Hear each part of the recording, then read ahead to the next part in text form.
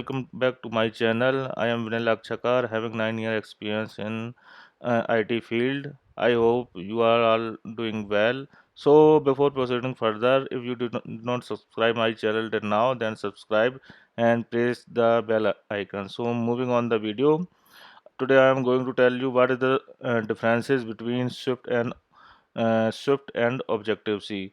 So the differences between Swift and Objective C and today's topics we will cover on this video are: what is Swift, advantages of Swift over Objective C, advantages of Objective C over Swift, why Swift is called protocol oriented programming.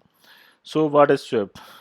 So we are going to cover what is Swift. Swift is a general purpose programming language built using a modern approach to safety, performance, and software design pattern. The goal of the Swift project is to create the best available languages for user, ranging from system programming to mobile and desktop app, scaling up to cloud services. Most importantly, Swift is designed to make writing and maintaining correct program easier for the developer.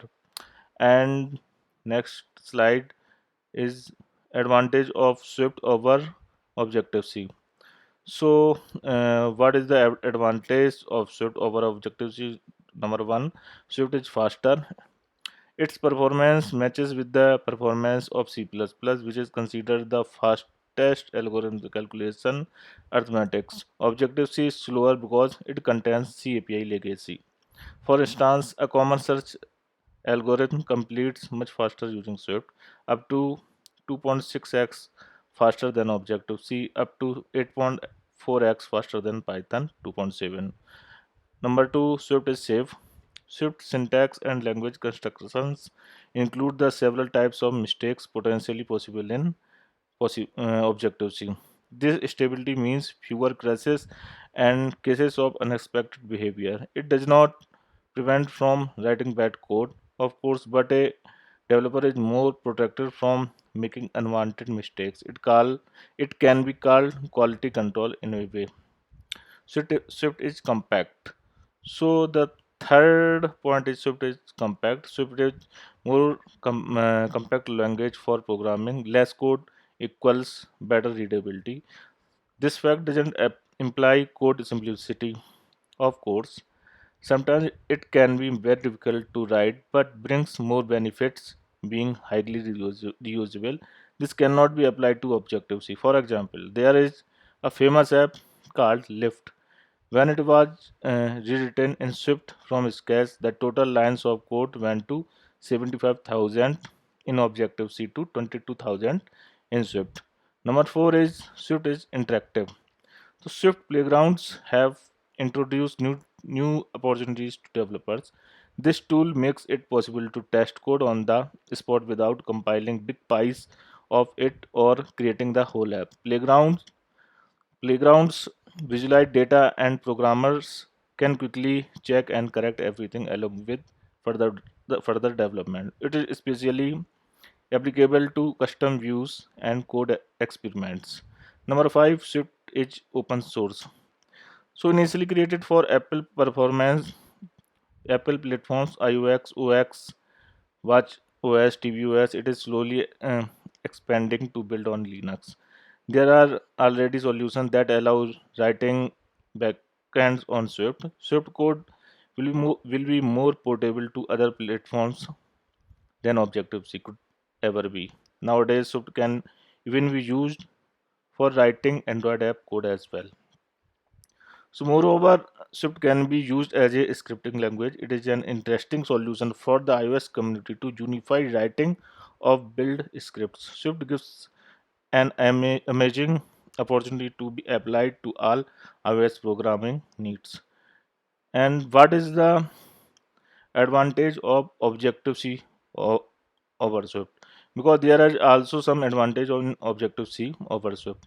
So number one, Swift doesn't support static libraries.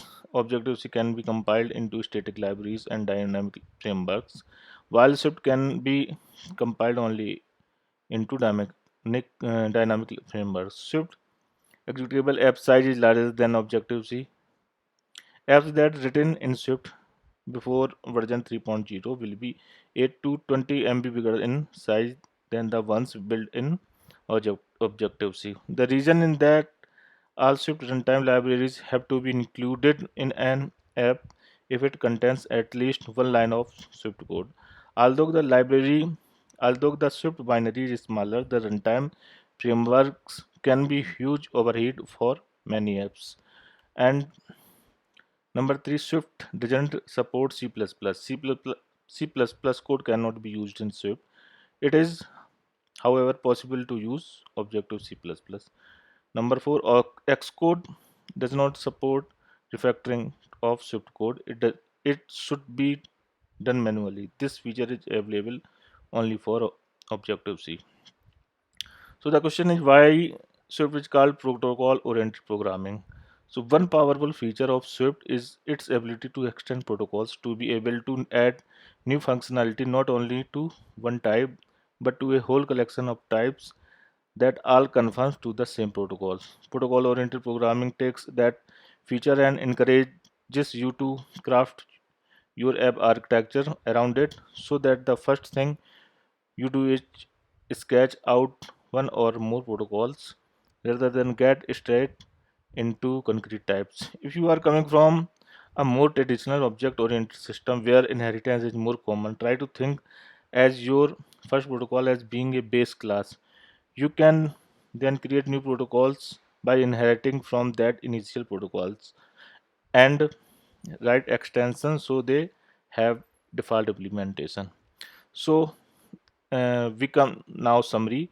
So as we can see, Swift have advantages as well as disadvantages. Even so, some of the drawbacks are explained in a positive way, looking not as strong as they seem first. In spite of all Swift advantage and disadvantages, just the main reason for choosing it for future apps is the devotion of developers to it. Apple has now moved forward to improving it and shows all possible intention to turn this coding language into a giant. There is no better motivation and guarantee of quality than personal involvement in a project. So friends, that's now for today. Thank you for watching. If you like this video, then you can like, share and subscribe the video. So we will be meet again in new video. Thanks for now.